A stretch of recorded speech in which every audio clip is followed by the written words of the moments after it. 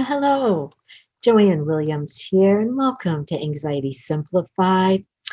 I am here to share some powerful strategies I have used with my clients as a 30-year mental health professional to lower anxiety simply that you can use today as we bring them right into your own home or your car.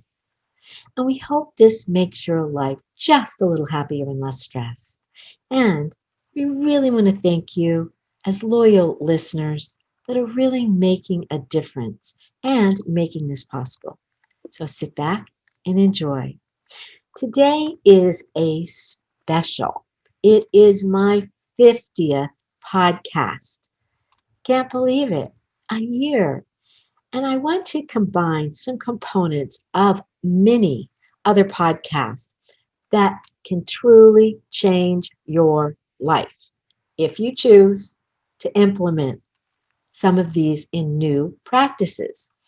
And we're going to include the vagus nerve breathing technique to use as automatic calming for yourself to use in panic attacks, and a mindfulness understanding and mindfulness meditation to pull it all together here in this podcast. So it's really, really important, I feel, as Americans, because it just seems like stress we accept as a necessary part of an American life, and I don't believe we have to. But it doesn't need to affect your health if we can open up to some new ways, maybe other cultures have used for thousands of years that we can draw from to improve our way of life here in America and still keep the busy lifestyle, but add mindfulness to it. And I'm going to explain exactly what that means. And we can have it both ways with improved health and vitality. And I'm telling you, there is plenty of research that I'm not going to go into through today's podcast, but I have in other podcasts that I'm not going to be sharing today with you, but I'll tell you which podcast that you can look up yourself. But the summary of today's podcast is it's the fundamentals and foundations of mindfulness, the attitudes of a mindful practice, and the history of mindfulness and how it emerged as a powerful force in our modern healthcare. 6 specific techniques for practicing mindfulness in all hectic life activities, including breathing, walking, eating, exercises, listening, and dancing, and exercises and strategies to actually implement as mindful practice across a spectrum and explore, especially with conditions like anxiety, trauma related disorders, depression, and unresolved grief. You can use all of these mindful techniques. So, in this podcast, the listeners can participate and learn basics of mindfulness and meditation. Consider its application for enhancing your quality of life.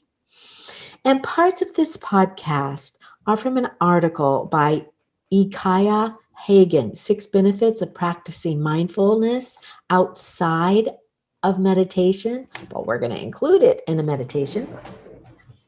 And from a mindfulness training I did to renew my license as a mental health professional that I really thought could be helpful. And I am now practicing this as part of my meditation to start my day. So I'm going to start with the definition of mindfulness, which is the practice of paying attention to your present moment experience, whether it is through sight, sound, taste, smell, sensations in your body, or mental activities, including both your emotions, your thoughts that can be practiced in just a few moments or a few minutes sitting in the doctor's office. I like even at a traffic light or on a park bench, standing in line, or in a practice that we're going to talk about developing sitting for 15 minutes per day to start. That is what I'm going to lead you through today through this podcast, and I highly recommend you start your practice of mindfulness in moments in the day. Mindfulness is considered an ancient meditation practice of staying in the moment and noticing life absent of judgment. And you may not even notice you're doing that or being judgmental of your own thoughts, or certainly of others.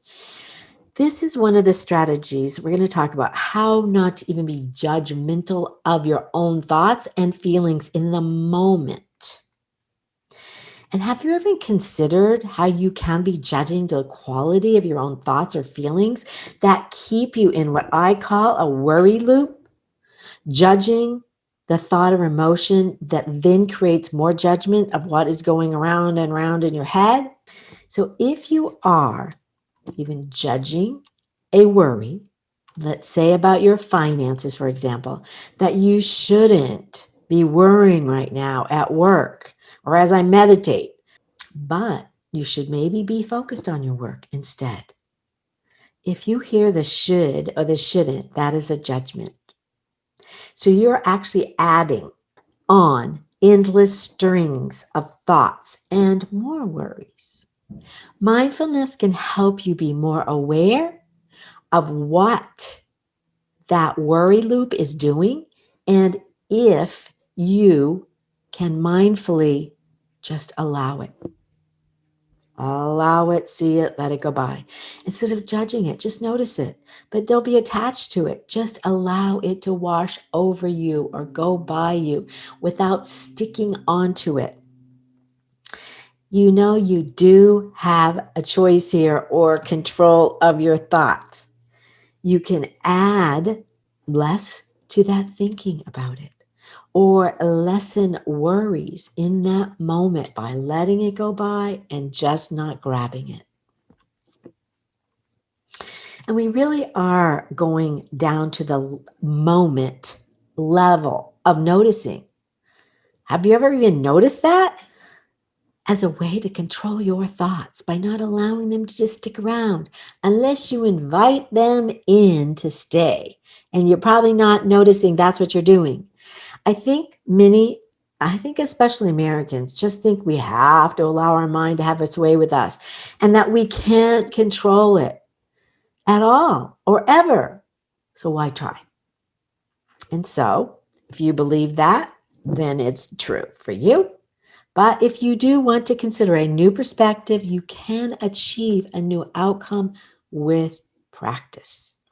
This podcast is for those that want to achieve a new outcome, to create a new practice, a time to practice in moments of time to start to understand how to control your mind or thoughts or your emotions. But like I said, a practice means you literally have to practice it. You can't just sit down. If you want to start a daily meditation or practice in mindfulness and say after 15 minutes, it didn't work. I can't control my thoughts. It will never work. See, I can't do this. You're right. You can't. Mindfulness has been a buzzword in the helping profession in recent years with good reason. Evidence continues to suggest clinical applications of mindfulness principles can make a direct impact on health and wellness. So again, you have to practice it. You have to sit with these thoughts. You have to not grab them and keep that worry loop going. So that's what we're going to talk about. Thich Nhat Hanh is a Zen Buddhist who's actually 92 right now and is in Vietnam, but is considered the father of mindfulness in the West. And he has a book called The Miracle of Mindfulness. Get it? It's a sweet, sweet book. I think he really covers what mindfulness truly is. And as Westerners, I don't think we have a clue. So it's a sweet book you can get anywhere, Miracles of Mindfulness. And he says, in quote, mindfulness is the miracle by which we masters restore ourselves. He says, consider, for example, a magician who cuts his body into many parts and places each part in a different region, hands in the south, arms in the west, or in the east, legs in the north, and then by some miraculous power lets forth a cry that reassembles whole parts of the body. He says mindfulness is like that.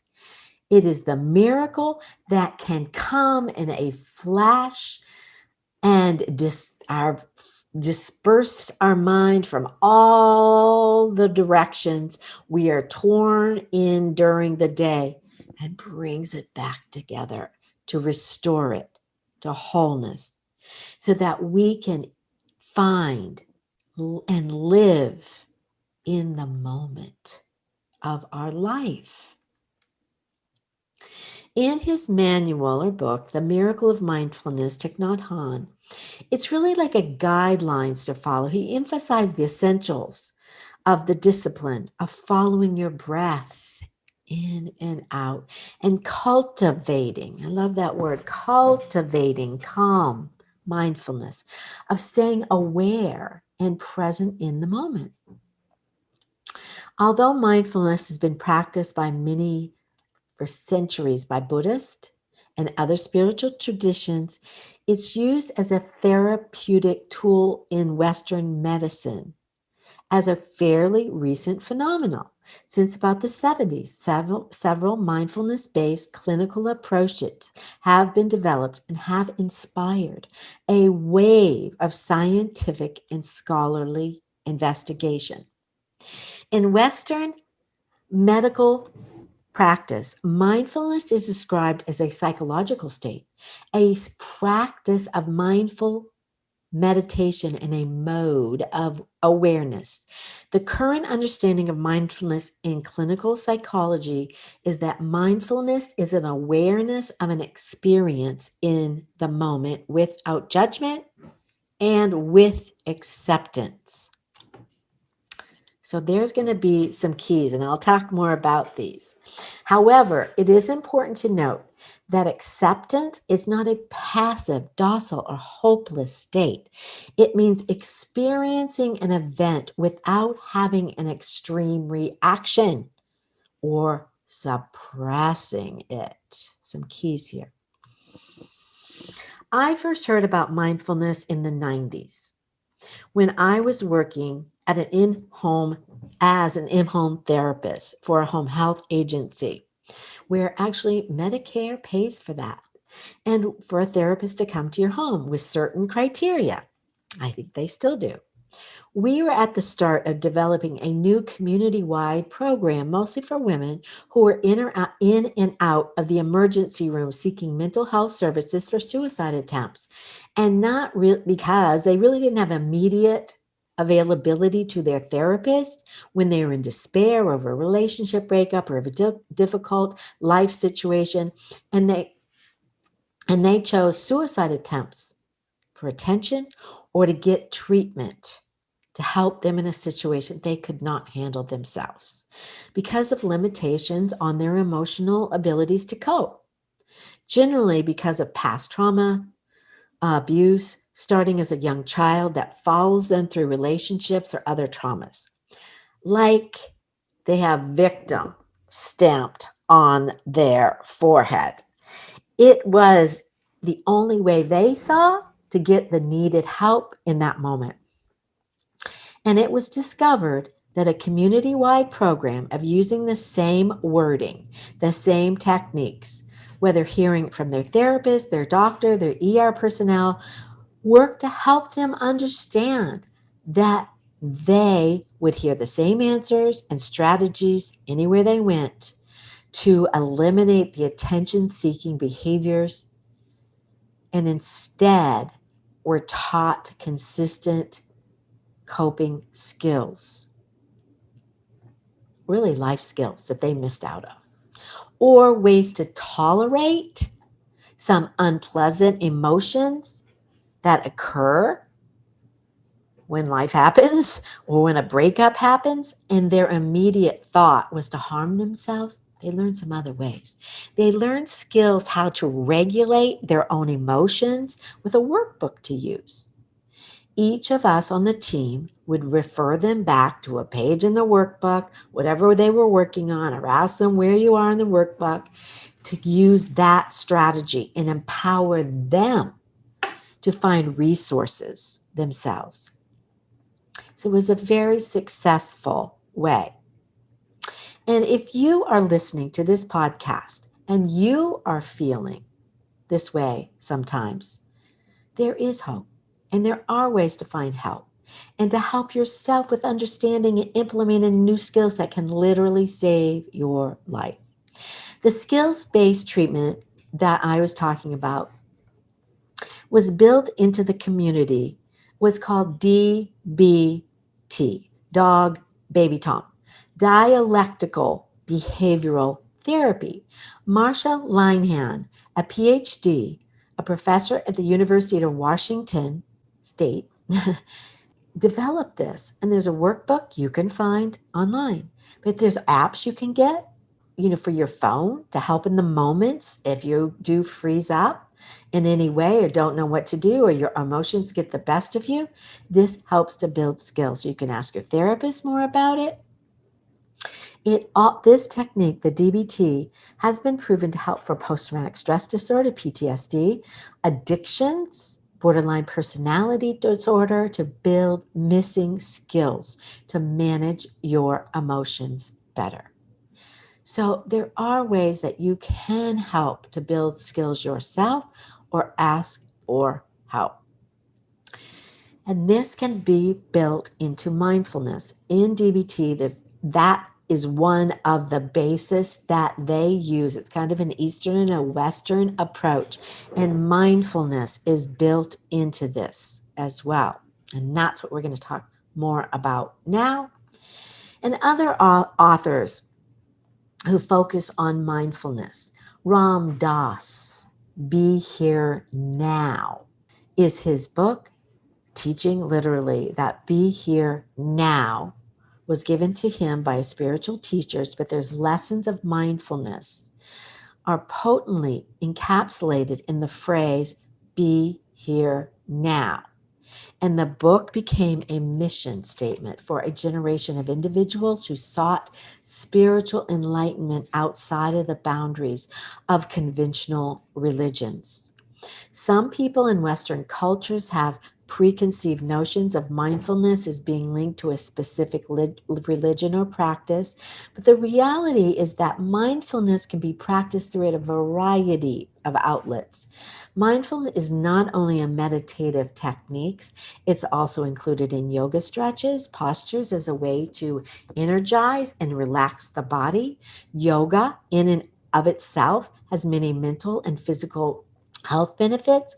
Furthermore, mindfulness can be practiced through a variety of ways: walking, eating, Zen eating, dancing, singing, or in many of the simple choices of daily living. Another author, John Kabat-Zinn's seminal work, Wherever You Go, There You Are, is his book. He defines mindfulness as paying attention in a particular way on purpose, in the presence of the moment, and non-judgmentally, as if your life depended on it, he added later. Thus, the challenge of mindfulness practice is to be totally in the moment with whatever one is doing, as if nothing else mattered. Whether that doing is act of just sitting down, meditating, or moving through the task of one's day, by focusing on the here and now, the beingness instead of the doingness. One is both of reducing stress levels and developing attitudes that will promote overall wellness. As a meditation practice, mindfulness in Buddhism is in itself its origins. In fact, mindfulness is considered to be the heart of Buddhist meditation.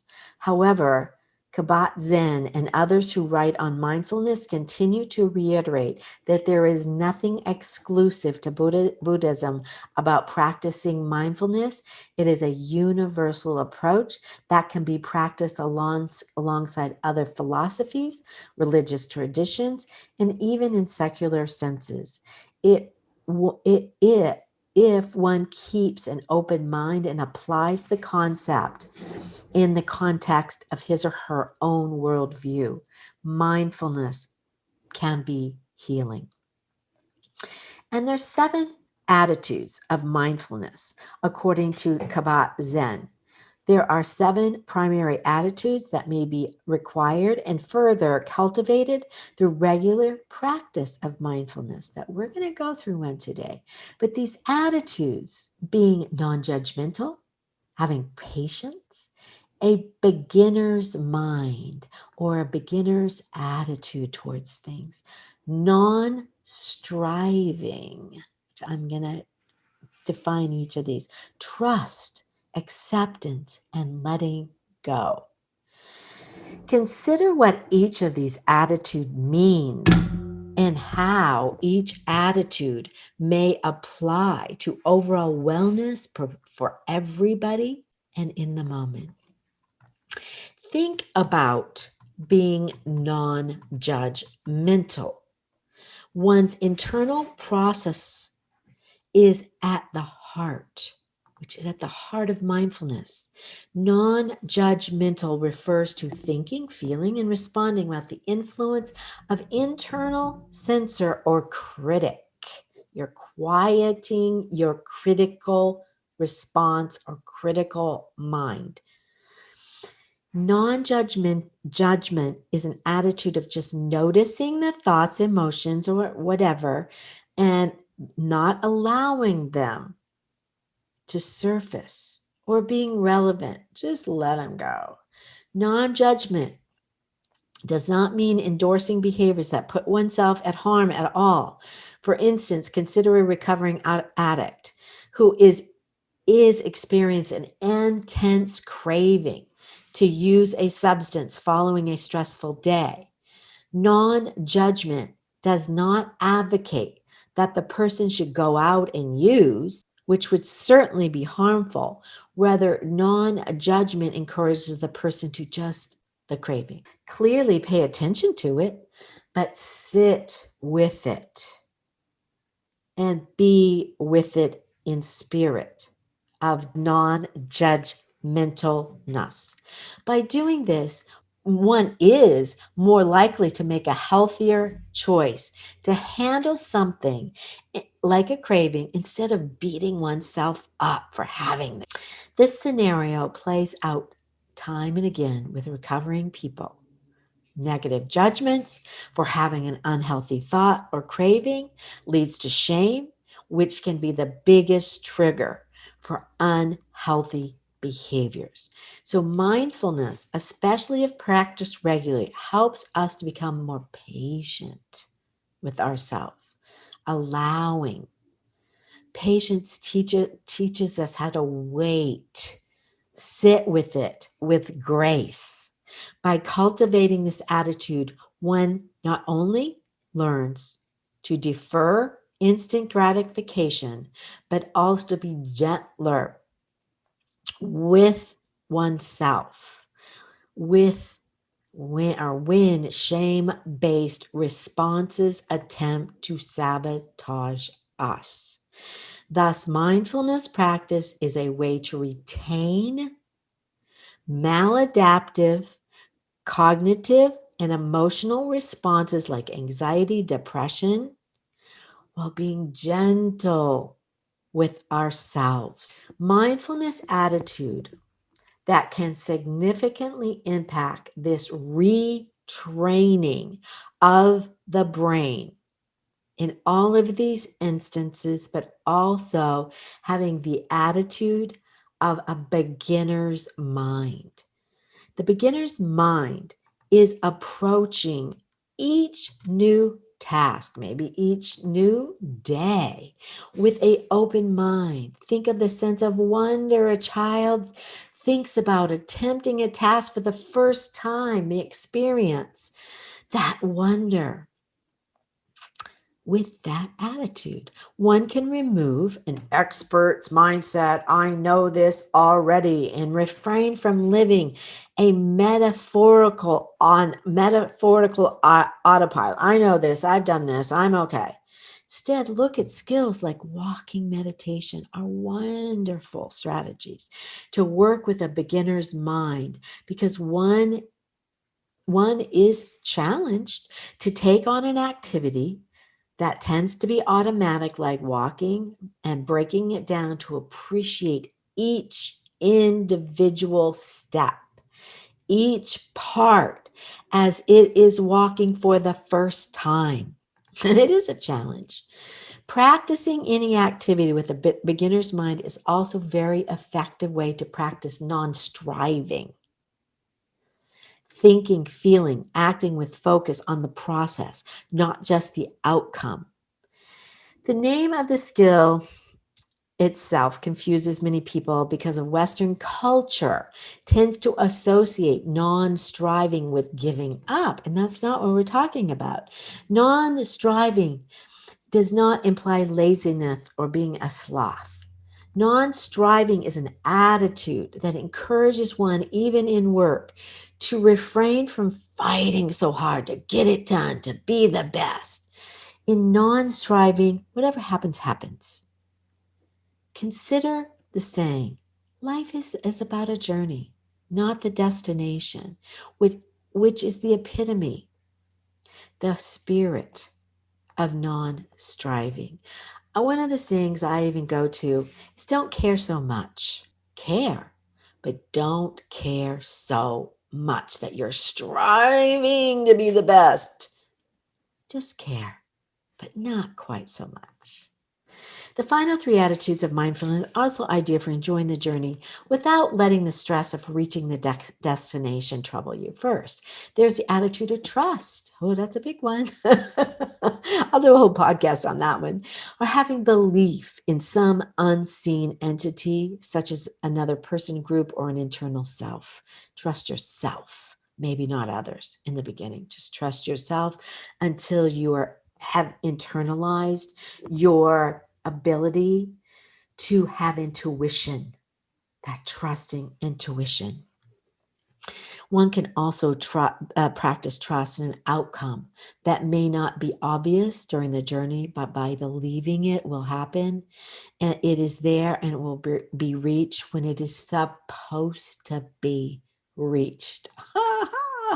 Trust that it's supposed to be reached. That's hard for us. It is, especially if you've been hurt in a trauma. You do not trust others. Just start to trust yourself. Trust the process. When you can stay in these moments, it will happen when it's supposed to.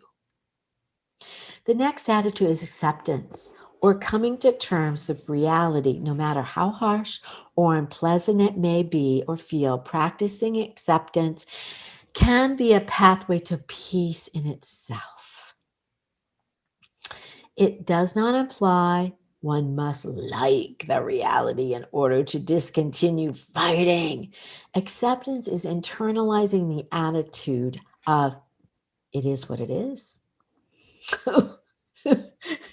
Can't you just feel the cringe here? I know. That's why we need to do this. Accepting, allowing, internalizing.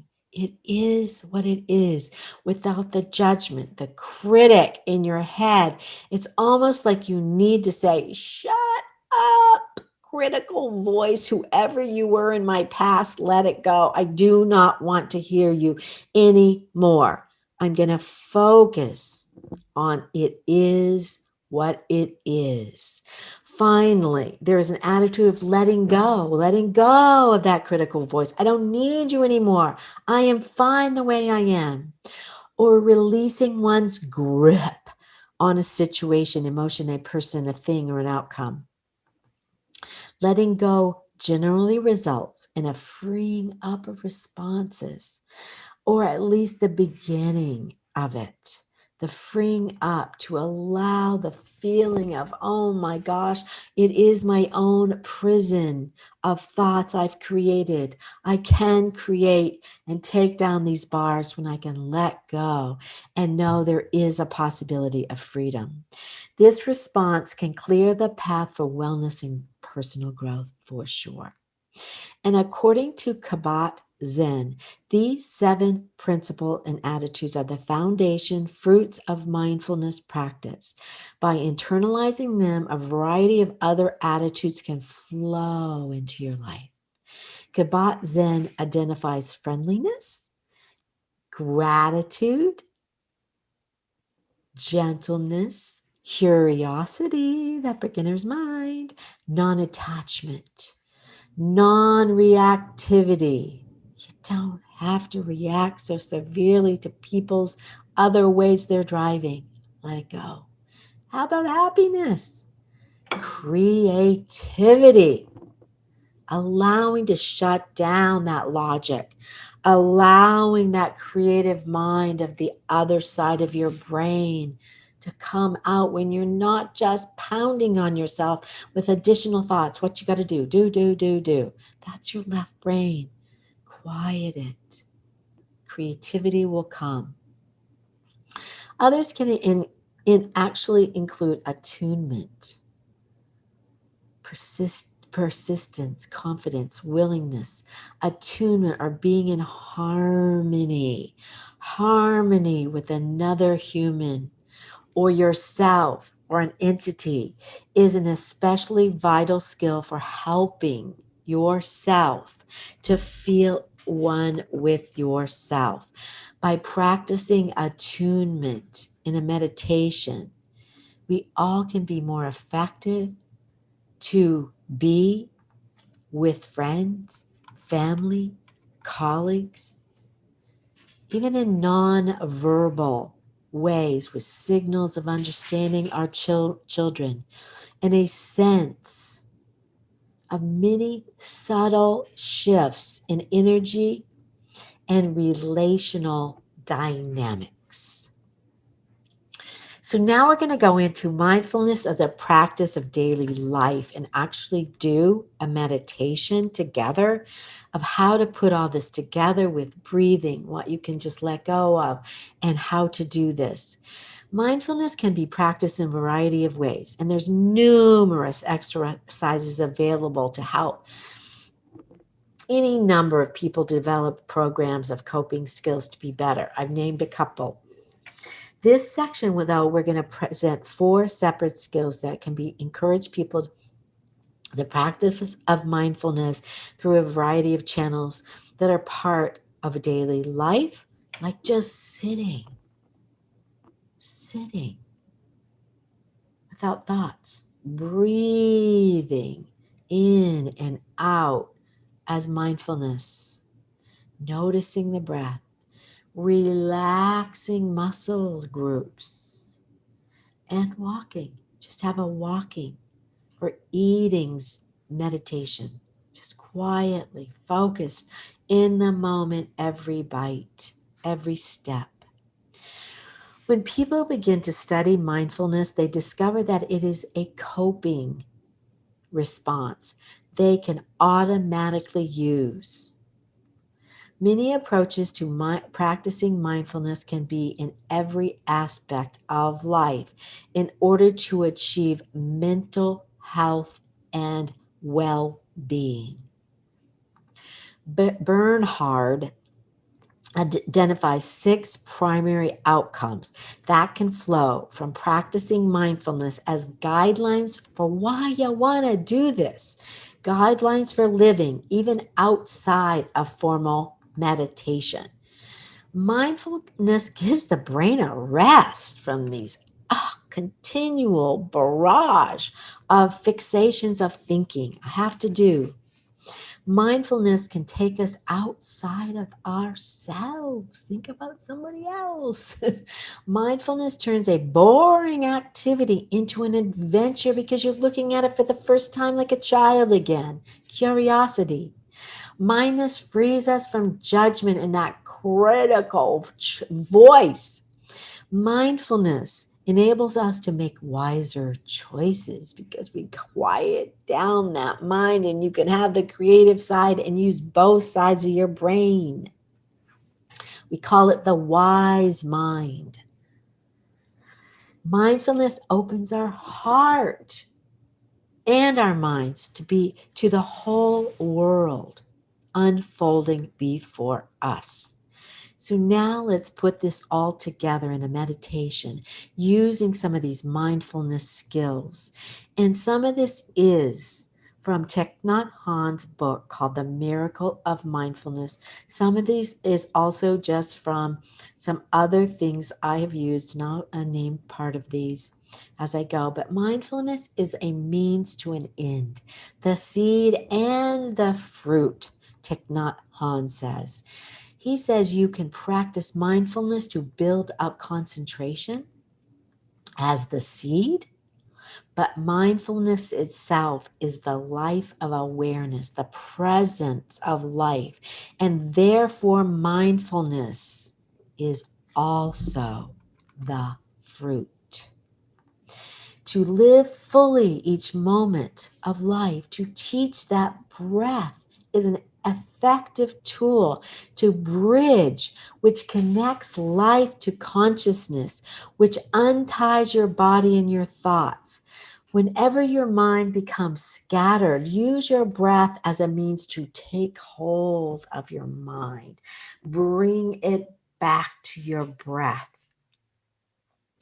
In podcast 45, I explain vagus breathing as a miracle way to stimulate the vagus nerve in a 4 and 8 breathing technique that actually sends a calming chemical, acetylcholine, into your system. They call it a hormone too, for panic attacks, for general calming, just with this breathing that we will include in this meditation. But you can see more, and I explain the science of all of this in podcast 45. Do this daily.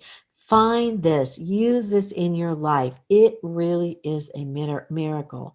Learning this amazing and simple breathing technique that we're going to include today.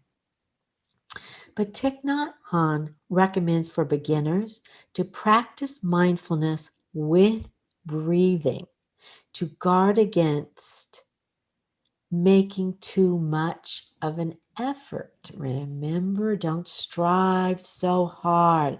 And I think that's why people don't use meditate. Oh, I tried it once, it doesn't work. Don't strive so hard. Just allow here. And we're going to actually do this together. But I want you to just sit back, straight back in a comfortable place. And we're going to count in your mind an inhalation to the count of 1, 2, 3, 4 of an inhale through your nose.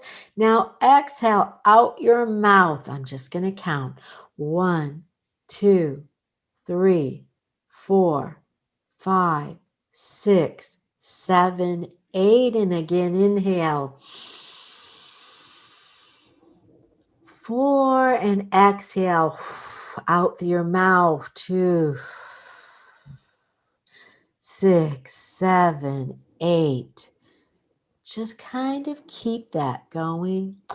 As breath is just a fragile piece of thread.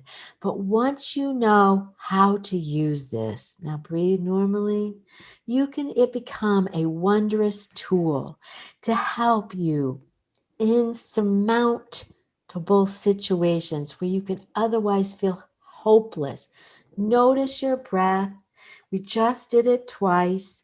Keep doing this if you want. Notice how it makes you feel as your breath is this bridge from your body to your mind, the element which reconciles your body and mind, which makes possible oneness of your body and your mind.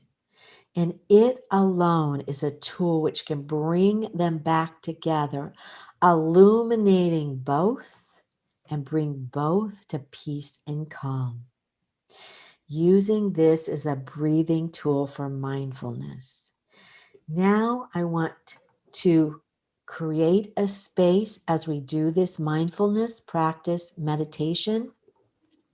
We'll do this breathing again, but you should feel calmer. But I do suggest that you do this 15 minutes in the morning or at night. But first, create your space.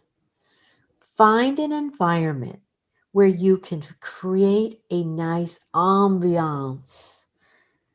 Have a candle, a scented candle that you light at the click of the lighter. Lighting the candle is the start of your meditation, of the ritual. Have a beautiful jewel there, something special that makes you love being in this space. Have your most comfortable chair. As you sit in it, it just makes you feel special. Once you establish this space, it will draw you into it faster, into a state of peace, just by being there.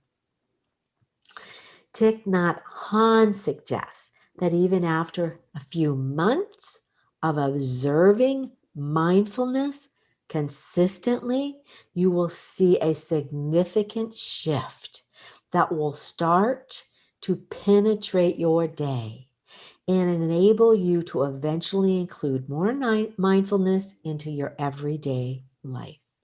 But what we are really truly doing here is creating a ceremony, a ritual that Americans really don't have a lot of. You're creating this space for yourself. You're creating vibrations, a sensation to bring yourself into a calmer state. So now let's practice this. Find your candle. Light your candle. Hear the click, click, click of the lighter. Sit comfortably in your chair, straight back. Smell the candle. Oh, whether it's jasmine or lavender or pine, just smell the scent. Like you're creating your calming ritual. Set your intention for this time. A simple ask of calm to penetrate my day or penetrate this moment. Close your eyes if you choose. If you want to, or look straight ahead, a yard or so ahead of you, or at the horizon if you're walking.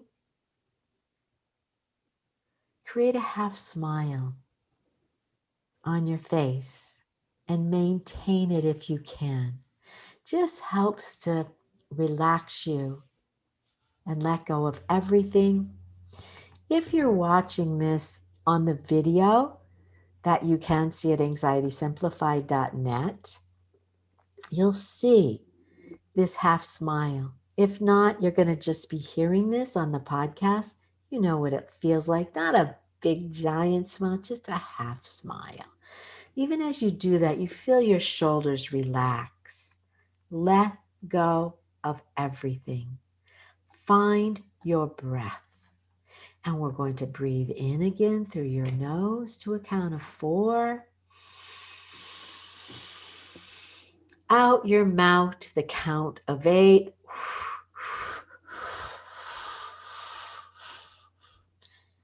8. And in through your nose again to the count of 4. And out.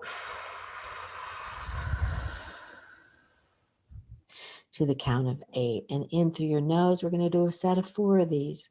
In through your nose, 2, 3, 4. Out to the count of 8. Again, in through your nose. Out. And one more time, in through your nose. And out through your mouth. Notice how that makes you feel. Notice the relaxation coming over your entire body. But keep your back straight. So this vagus nerve breathing will actually take that nerve and helps to stimulate it with that breath to go from your gut. It's relaxing your gut all the way around every organ, around your heart, around your, up through your head and through your brain to relax. And just kind of feel heavy in your body. Some like to use the intention like you are a pebble that is sinking in the river to the bottom. And you just feel this relaxation. You can breathe beautifully as you do this. But allow the river to do the work and just allow yourself to let go, detach as you sink to the point of rest. You don't need to do anything. The river is doing it. You just breathe. Feel yourself relaxing, resting. If you can't find joy in this peace, then the future itself will never allow you to find the peace. It will hold you back. You will be incapable of living. Find joy and peace in this moment, in every moment of rest. That is where you can find it. Don't chase any thoughts. Allow them to come. Allow them to pass by. No attachment. Just let go. Accept whatever comes without judging it, or you're not judging the experience. This is mindfulness. And with practice, you can create this with your breath anywhere, anytime. As you wash the dishes, you breathe in through your nose, out through your mouth. As you read to your children, add this as a practice to breathe through your nose with your child, out through your mouth. As you calm them, as you have this nice ritual to have this before bedtime, even for yourself, you are creating more peace. And you are creating full moments of mindfulness in your life. Now enjoy them. Feel the peace. Enjoy the calm. Practice this skill each day. Create your space. Have that time for you. We will be back with our new year next week with new podcast. You can always find us, though, and see more at anxietysimplified.net. Or if you want to find another way to calm with an emotional support or a psychiatric service dog to go anywhere with you to support you, to feel more calm, you can go to esapros.com. So thank you for listening. We really do appreciate this year together. And always end your session with gratitude, appreciation, and thankfulness each time as we thank you. And you can show your support by rating, reviewing, and subscribing to our podcast or sharing this with someone who you think this could help in some small way. as you practice your appreciation and gratitude each day. You can contact us at anxietysimplified.net or to find out more about other ways to calm and find peace in your life. And remember to share the joy and love with others. Bye for now.